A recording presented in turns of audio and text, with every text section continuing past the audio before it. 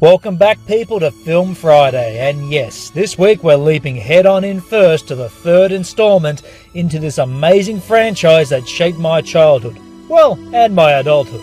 Let's bring our Eye of the Tiger out and check out the amazing third film in the Rocky saga, Rocky III. Arguably, this film is considered the best in the franchise, and I, for one, can see why, as it steps aside from the grounded realistic roots that made Rocky the underdog slugger from Philadelphia to now a larger-than-life heavyweight champion of the world. The film opens up like our last entry, recapping the events of the last film. Rocky victorious over Apollo, now claiming the heavyweight championship of the world. And then, well, let's just pause it for a second, as I need to say this. Witness now the greatest ever opening to any film in history. Yes, and I truly mean that. Survivor's Eye of the Tiger beat starts thumping its way into our hearts, as we would see the passage of time with Rocky being victorious over his challengers. Now let me just say this, you may have never seen a Rocky film. Hell, you may hate all the Rocky films that there is, but no one, and I mean no one, can say that this song doesn't pump them the hell up. It truly gets you so psyched up and makes you 100% better than you were before. It's that friggin' awesome. Like I said, we see Rocky winning bout after bout, going from the simple easygoing man from wearing his black hat and black leather jacket to now this superhuman icon that we see before us. Living it up in his mansion, flash cars and motorbike. This is the key drive to the film. What happens when we rise to the top and win all over oncoming challenges? And what if someone then comes seeking what you have? Enter Clubber Lang, by far the most feared of Rocky's opponents to this date, played to total perfection by Mr. T. This was way before he made his name as B.A. Baracus in the A-Team, which was also an awesome show. Mr. T, in his own personal life, he was a bodyguard to several famous stars, such as Steve McQueen and Michael Jackson. But it was on NBC's America's Toughest Bouncer where Stallone would find his perfect Clubber Lang. I think most of the love of this film comes from Mr. T's terrifying performance. Don't get me wrong, I love Rocky III and everything that comes with it, but Mr. T, he is the show stealer here. Best example of this is when Philadelphia unveils its statue in dedication to Rocky. It is here Balboa announces to the media that he is going to retire, but out of the crowd comes the fearsome Clubber Lang, raging towards Rocky for being a coward and ducking him all this time, demanding he shot at Balboa. Mickey tells Rocky he is not going to train him this time, as he knows this guy is a wrecking machine. Clubber Lang then takes one last dig at Rocky by telling Rocky's wife Adrian that he could show her a real man. And without a doubt, this is one of film's best insults in film history. This scene just shows how dominating Mr. T is whenever he's on screen. He just owns it. Rocky begs Mickey for one last fight and for him to train him one last time. But Mickey knows this guy isn't just some normal fighter. This guy has what it takes to destroy Rocky. But reluctantly, he then agrees to train him one last time. And just before we go on, you would notice a trend in these Rocky films. The word retire comes up in every one of them. Mickey says to Rocky, "Have you ever thought about retiring?" Rocky II, Rocky tells Apollo he is now retired. Rocky III, he tells the fans that he is set to retire. I think Rocky has a hard way walking away from boxing, or maybe it's just me thinking that.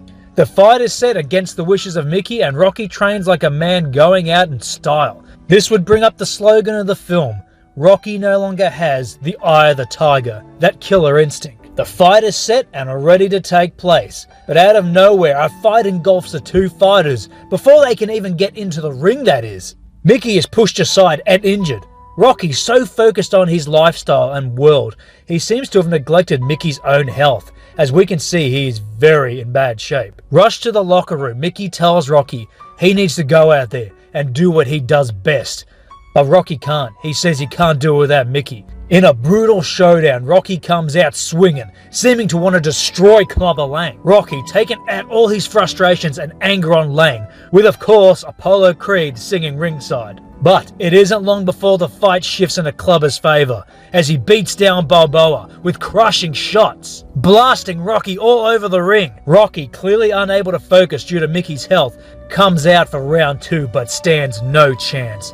Lang, brutally batters Rocky with lefts and rights to the head, and with one final blow drops Rocky to the canvas. In total shock, Apollo can't believe it. Rocky was just defeated so easily. Is this the same man who took the title away from him? Is this the same man who kept coming after him, no matter how much damage he took?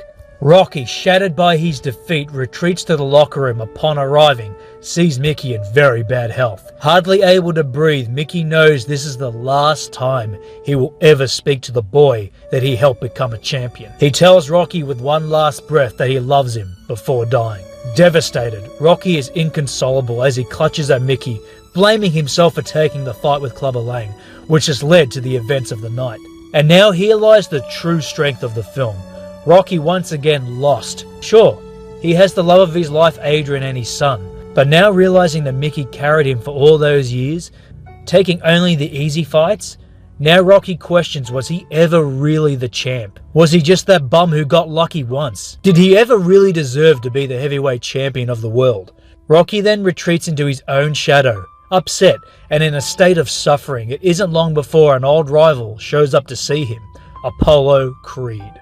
Creed tells him why he lost. The death of Mickey was only a small part to blame. Rocky had lost his eye of the tiger, much like Apollo did when he faced Rocky the last time. Creed offers Rocky a chance to regain the title, as he would help him train, and maybe together they could both win it back. This is what makes Rocky 3 work for me. The idea of rivals becoming friends. Stallone and Carl Weathers, they pull this off so extremely well. They sell the idea of these two men who once beat the living hell out of each other, now brothers in a sort of way. Apollo takes Rocky back to the slums, so to speak, but this time in LA. This is where Apollo started out, even reuniting with his own original trainer Duke. He realizes for Rocky to get that eye of the tiger back, he needs to go back to the old ways. However, Rocky then begins training, but with no desire at all, and Apollo can't believe it. This is the same man he once fought. As Adrian confronts Rocky about all these issues, him blaming himself for the death of Mickey, and being afraid for the first time in his life. This is a great scene. It shows Adrian's growth, going from that shy pet shop girl to this stronger, powerful, more confident woman Rocky sees standing before him. This inspires Rocky again to regain that eye of the tiger. This being the first time we don't see Rocky run up the iconic Philadelphia Museum stairs, but rather this very manly embrace between these very, very macho men. The fight is upon us. Rocky receives one last gift from Creed, his original boxing trunks they wore in their first fight together, in a way to symbolize both men fighting as one inside the ring. The fight itself is decent. It's not the best in the series, as personally I always felt Rocky was in total control. And yes, I am very aware Clubber Lang blasts him away, knocking him down several times, but it becomes quite clear Rocky is using a strategy to defeat Lang by wearing him down and breaking him piece by piece. It's still an awesome battle, but it's the first time we do not see the fight itself go the full 15 rounds. It's fast-paced, and the choreography between Stallone and Mr. T, it's truly amazing. And now spoilers, people, but yeah, like you don't already know, Rocky wears out Clubber Lang, then unleashes on him, knocking him out. Raised in victory as champion once again. This was set to be Rocky's final outing. Little did we know we would see Rocky appear several more times. Then of course it is all wrapped up in a secret third fight between Apollo and Rocky, as he agreed to help train Rocky, but Apollo wanted one simple favor: a shot at Rocky again. Both men in the ring, no cameras, no crowd, just the two of them. It ends perfectly in a freeze frame of both men landing powerful strikes on one another. The eye of the tiger starts pumping out again, and yeah, it's bloody awesome. Rocky 3, it's a great sequel, but follows more of the Hollywood trend of films for that time. Don't get me wrong, I think Stallone was very, very smart to give Rocky 3 a different tone, unlike the first two Rocky films. The acting, it's all top notch once again. The scene stealer, of course, Mr. T, being the showstopper here.